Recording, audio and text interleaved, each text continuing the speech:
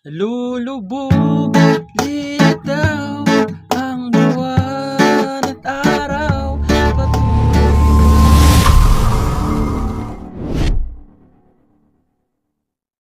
Hello mga ka-idol! So ngayon meron na naman akong ituturo sa inyong napakagandang kanta. Yung title pala nito ay yung Minamahal Kita by Freddy Aguilar. So may nag-request nito. So ito na yung request mo, idol, no? So ito na yun, yung Minamahal Kita by Freddy Aguilar na reggae version. So ito na yun, idol. Sana magustuhan mo tong reggae version natin, no? So dito muna tayo sa reggae pattern. So yung reggae pattern natin is yung lagi ko lang itinuturo, no? Yung magbe-bass kayo na isasama nyo lagi yung string para medyo maganda yung tunog, ganun. Okay, ganyan, down, bass na may kasamang string. Tapos strum down pababa, strum down. Tapos stop sa string, strum down ulit. Okay, so ganun siya. So pag may tunog siya is ganito.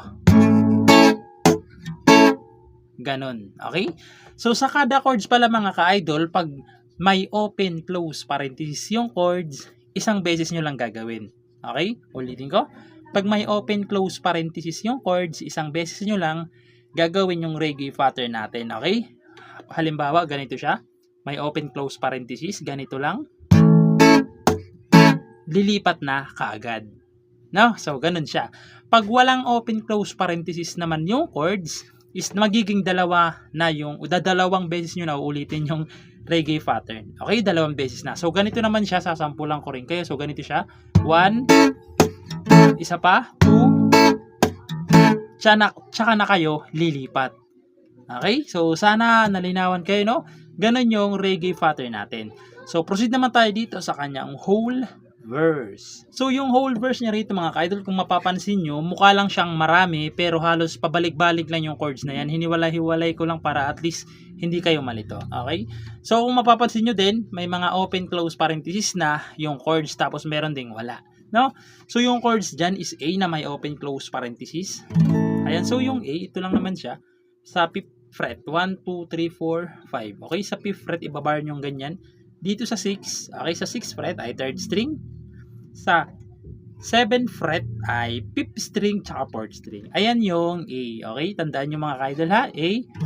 Kasi hindi na natin ulitin mamaya kasi gagamitin din ulit natin yan. Ayan, A. Sunod is D. So, yung D sa 5th fret pa rin siya nakabar. So, dito naman sa 7 ay 2nd string, 3rd tsaka 4th lang. Ganito kasi ako mag-iipit. Ayan. So, kung ganito kayo mag-iipit, so, walang problema yon. Ayan. So, ayan, D. May open, close, parenthesis. Isa pang D. Ayan, nasa loob rin. Tapos, babalik lang kayo ng A. Nasa loob, tapos D ulit. Nasa loob, tapos A ulit. Nasa loob, tapos pupunta na kayo sa E na wala ng open, close, parenthesis. Ayan, so yung E nandito na siya sa 1, 2, 3, 4, 5, 6, 7. Sa 7th fret na nakabar. Dito naman sa 9, okay? 7, 8, 9. Sa 9th fret ay 2nd string, 3rd, tsaka 4th lang rin. Ayan. E. Para kayong naka-D, pero nandito na sa 7th fret. Okay? Ayan, E. Okay? Pagkatapos niyan, babalik lang kayo ng D, A, na nasa loob ng open, close, parenthesis yan mga ka-idol ha. Tapos D ulit, tapos A ulit. Tapos pupunta kayo ng B minor. May open, close, parenthesis din. So yung B minor sa 7th fret pa rin siya nakabar. Dito ulit sa 9 ay 5th tsaka 4th string lang. Okay? B minor na may open, close, parenthesis din. Tapos pupunta kayo ng G. So yung G sa 3rd fret. Sa 4th fret ay 3rd string.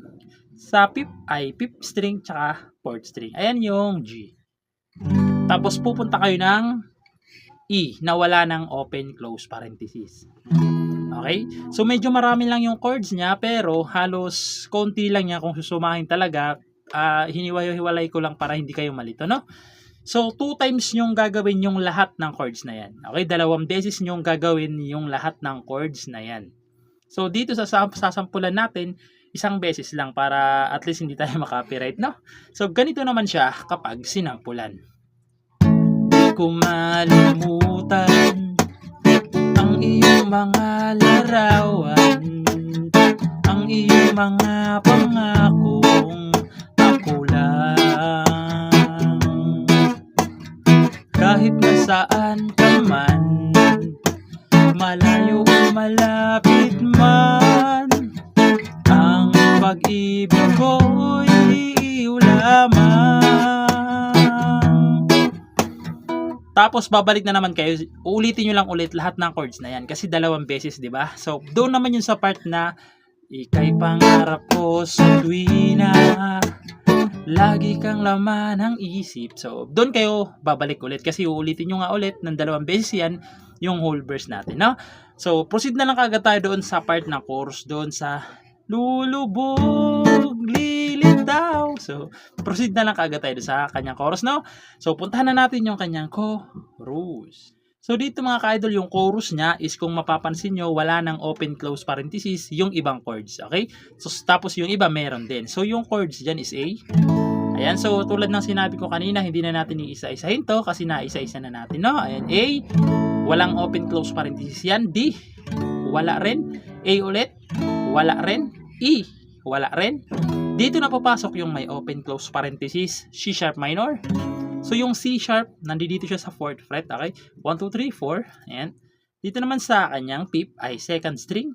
Sa 6th fret naman, 4th string, tsaka 3rd string lang. Ayan. C sharp minor. F sharp minor nasa loob rin. So yung F sharp minor sa 2nd fret lang naman yan. Dito naman sa 4th fret ay 5th string lang, tsaka 4th string. Ayan. F sharp minor na may open close parenthesis. Tapos B minor. So dito na natin kukunin yung B minor kasi kanina 'di ba dito? So ngayon dito na yung normal na B minor na. So ayan, nasa loob rin ng open close parenthesis. Yan, so yung B minor, 2nd fret nakabar, sa 3rd fret ay 2nd string, sa 4th fret ay 4th string, tsaka 3rd string lang, B minor. Tapos pupunta ka na kayo ng D minor na nasa loob pa rin ng open close parenthesis. So yung D minor sa 5th fret siya nakabar. Ayan. Dito naman sa 6 ay 2nd string. Sa 7 ay 4th string, tsaka 5th string. Ayan yung D minor na nasa loob. Tapos pupunta kayo ng A, nasa loob pa rin. F sharp minor, nasa loob pa rin. Tapos E, na wala ng open close parenthesis. D, na wala ng open close parenthesis. D minor, na wala na rin. Tapos A, na wala na rin. Okay? So, pagpasensyahan nyo na kung medyo mahaba-haba yung chords ng chorus, no? Pero alam ko naman kayang-kaya nyo yan. So, ganito naman siya, no? Sasampulan ko at least para mas maintindihan nyo. So, ganito naman siya. Lulubog, lilitaw ang buwan at araw, patuloy pang lalakad ang panahon.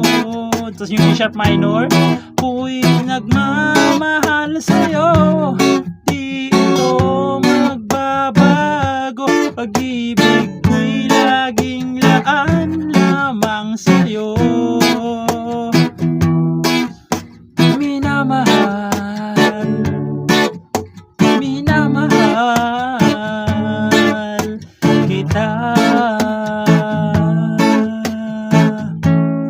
Tapos niyan, babalik kayo sa verse 3. Okay, doon naman yun sa part ng verse 3 na lagi kong hinahanap, yakap mo anong sarap. So, doon yun sa verse 3 na.